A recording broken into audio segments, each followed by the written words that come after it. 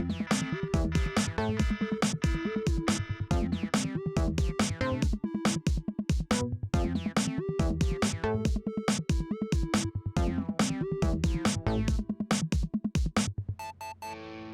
morning, everyone. It's the Todd and Erin Morning stream on GephartDaily.com.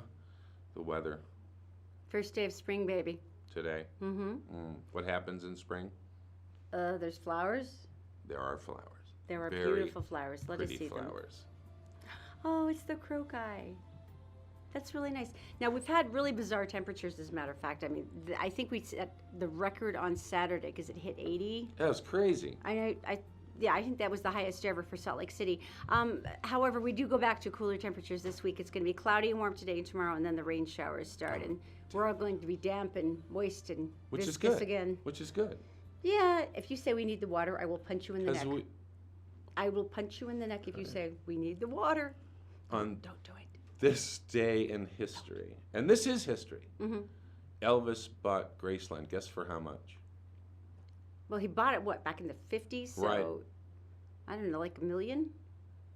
$102,000. Get out! $102,000. Wow. $1,000. That is amazing. That's because he's the king.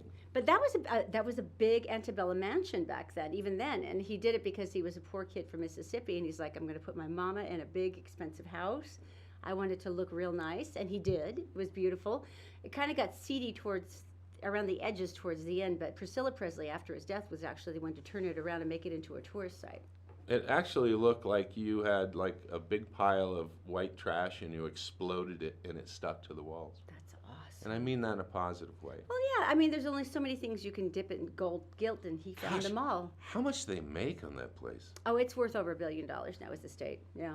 And what were they building across the way? Big complex for his cars and a hotel and all this. Is it like Dollywood? But it'll be like Elvis would? Except for without the cleavage. Yeah. Okay. All right. $102,000. They sell that in honorary plates.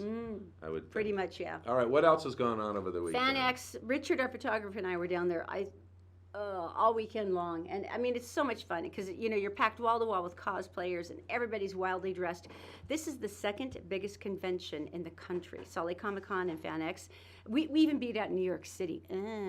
Philadelphia's got a big one. No, we still took you out, but it was pretty amazing. The biggest one for us, I think, was probably the Walking Dead panel because did you know this is the #1 show in the entire world? This is the highest ranked show on the globe, not just here. That's just sad. Are you kidding? It's wonderful. It's all about the zombies. So anyway, they had Josh McDermott, who plays Eugene. Now the secret here is he the one that looks like a lumberjack? No, you were thinking about my dearest friend Michael Cudlitz, who played Abraham, who got his head bashed in by Negan on the first show of the season. I think we have some pictures of this. And then the adorable Kari, who plays the big dreadlock Dickesia. Right. It was a lot of fun to watch. So the saddest thing about these kind of conventions is the fact that when they're all together and you're dressed like an outer space wizard guy, you're great because you're with your peeps. But it's watching that lone guy get off the bus, and he's dressed like a wizard from outer space, and he's got his space staff in his hand, and he just kind of walks until he becomes to his people, and then he fluffs up. Well, 4,500 of us actually packed into the Grand Ballroom to watch the Walking Dead panel, and so here's some of the footage. The character dies, you get a dinner. Do you know that? Yes, I do, because I've interviewed some of you. Did you get your dinner? I don't know what you're talking about. Your death dinner? We have an Irish wake, is what I would call it. We have a celebration of the life of the character with those that remain on the show. And yes, we had a gathering when myself and Stephen left. It's a special effects and a horror crew. And the way that they show their love is by taking you out. When they take you out, they're going to show their love by giving you a death worthy of the stuff that they do. It's like they're not just going to hit you over the head once and let you fall over. They're gonna spend time on your head. Oh, look at him. Oh no, it's the massive shot. It's the big shot they Oh. do where they're like have their backs turned to the audience so they can do a big shot of them and the audience behind them. Selfie kind of thing. It's wonderful. Oh, here's the one sneaky inside tip. If you look at Josh McDermott. Which one? This is not Josh. It's Lumberjack Man. That's Lumberjack guy, yeah. That's Abraham. Josh McDermott's the one that plays Eugene. He Oh. still has his mullet. So what that tells us is they're still filming the final episodes of this season and that he's still alive. So we have that to look forward to because I would horribly miss Eugene. Well, speaking of Hollywood, a little Tinseltown came to our street over the weekend. And we're going to tell you about that in just a couple of minutes. First, we have to go to Daisy in the Gephardt Daily Newsroom. It's brought to you by Robert J. DeBry. Robert J. DeBry has offices in Salt Lake City, Sandy City, and down in St. George. If you need help, you can go to robertdebry.com. It's also brought to you by Brent Brown Toyota. They will bend over backwards for you. Serving all of Utah County, you can see all of their lovely Toyotas at brentbrowntoyota.com. Daisy, what's going on today? Happy Monday. Thanks, Todd and Erin. Hello, everyone. Here's what's making news this Monday morning on GephardtDaily.com. Detectives from Unified Police are investigating the discovery of skeletal remains Sunday near Deaf Smith Fork Canyon, a popular outdoor area bordering Cottonwood Heights. Unified Police Lieutenant Brian Lorkey tells Gephardt Daily hikers came upon a human skull, bones and bits of fabric at the base of a 90-foot cliff around 2:30 p.m. The remains were taken for examination to the State Medical Examiner's Office, where they hope to use dental records to identify the body. And police are on the lookout for an attempted child molester who tried to lure a 2-year-old girl with a piece of candy. The kidnapping attempt took place in front of a Murray home on Lombardy Avenue Sunday afternoon. The child's mother told police she heard someone mention candy. When she came around the corner, she saw a man trying to lift her daughter over their front yard fence. The mother screamed. The suspect bolted. Now, police are looking for a white male in his 40s driving a silver 4-door Hyundai. Anyone with information is asked to call Murray Police. 3 men, including a wanted fugitive, are in custody after leading police on a high-speed chase through the streets of Salt Lake City early Saturday morning.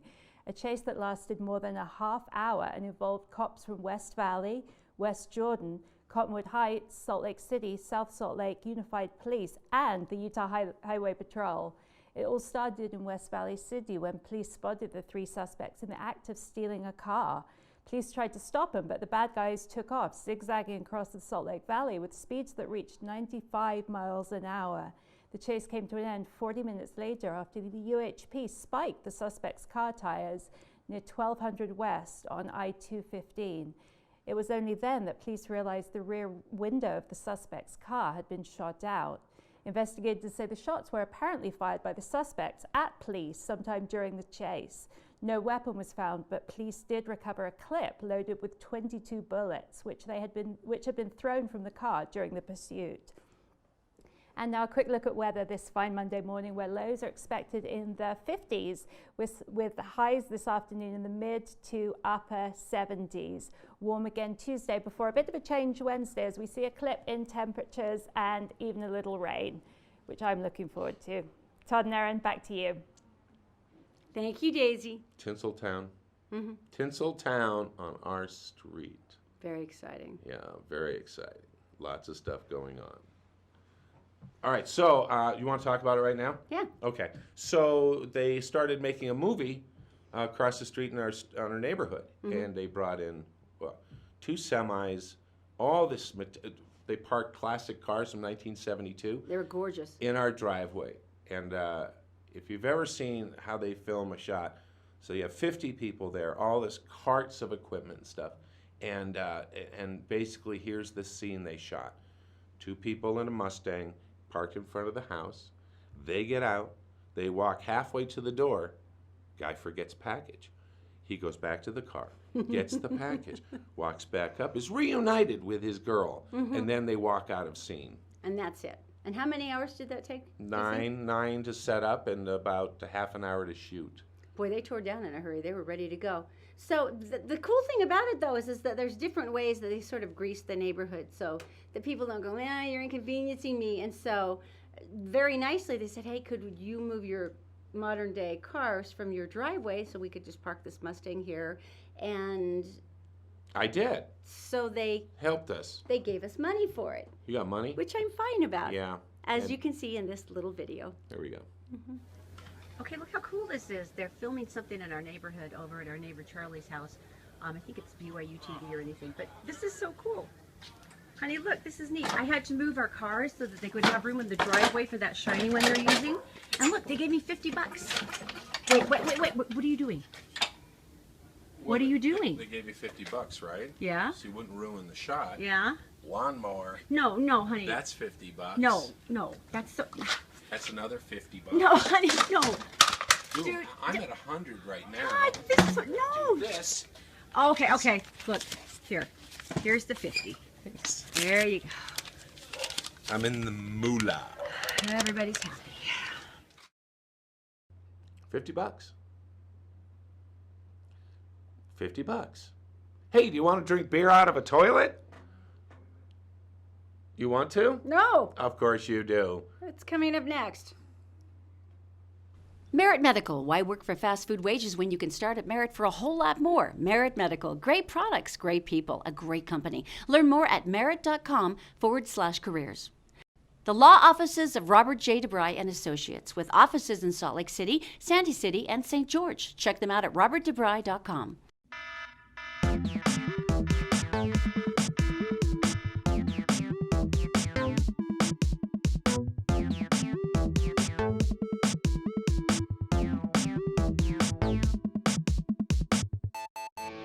It's a Todd and Erin morning stream on GetParkDaily.com. Beer from a toilet. Really, I don't understand how this came to be. Could you explain the process of this? Because it sounds vaguely nauseating. Well, Stone Brewery in Chicago, San Diego rather, one of the bigger brewers of the Artesian beers? which means you have to wear like a handlebar mustache to make it. So they came up with a beer, and it's called Stone Full Circle Pale Ale. Okay. And they put it out on Thursday.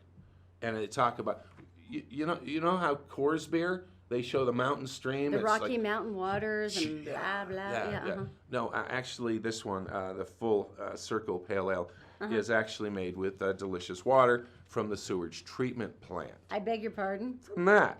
Could you explain why? Well, basically, it's a new plant. They've made some upgrades, and the water coming out is better water than the water they were getting to make beer. The treated water from the sewage treatment plant, the remaining water that comes out that was treated, is actually of better quality than the water they were using. And the supply is limitless because they produce clear water. And as a matter of fact, theirs goes back into the culinary system as opposed to flying out to the ocean. Oh, okay. So I want you to picture this full circle, right? Reuse, recycle.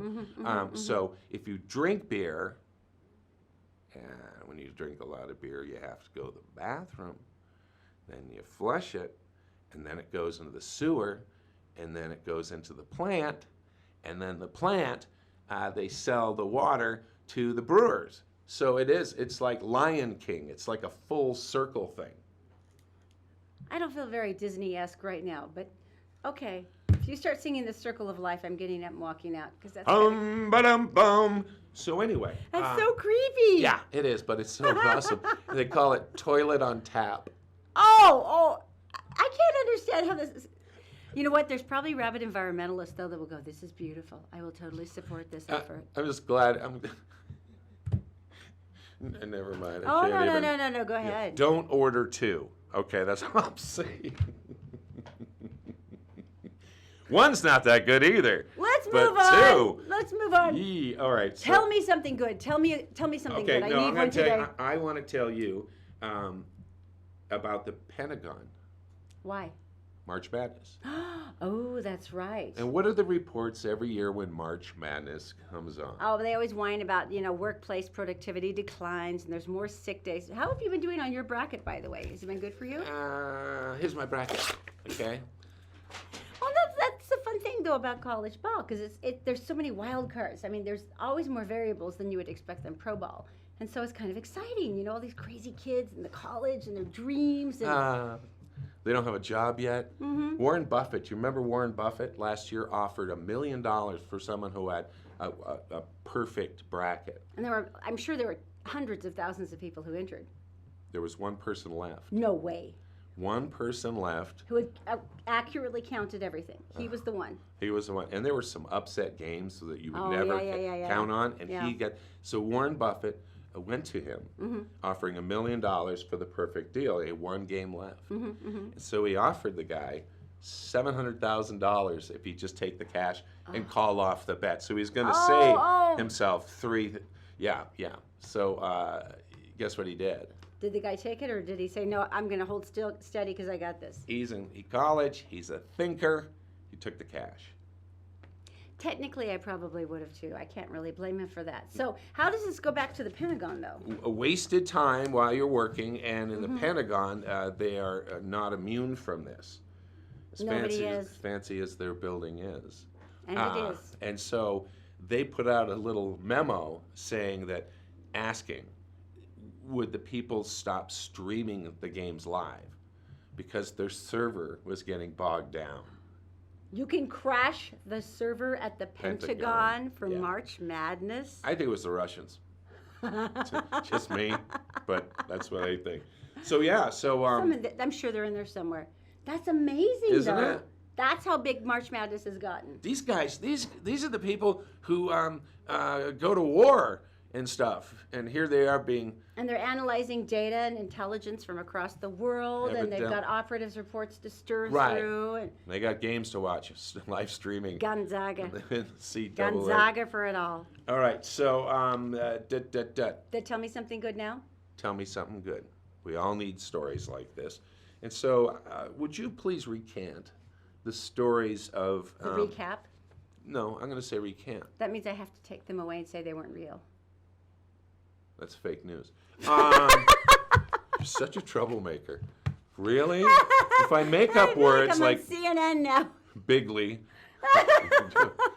I know words. Okay. All right. Back to the kids' birthday parties, right? So tell our daughter's birthday, 6 was. Well, So's wasn't hugely fancy, but we went out to Nickelmania, and I gave the kids goodie bags and threw them a bag of nickels and said, "Go have fun." They did. It was pretty awesome. She was happy. Everybody was happy. But I suck as a mother in my neighborhood because there was one mom who lives behind us on the street next to us, and she had put together a party for her daughter with a candy bar that had 50 gigantic jars of different candy that the kids could put together in their own little bags. And she flew in 2 Disney princesses from Disneyland in their authentic costumes to appear at the party and crown her daughter as an honorary Disney princess. And I'm like, I got goodie bags.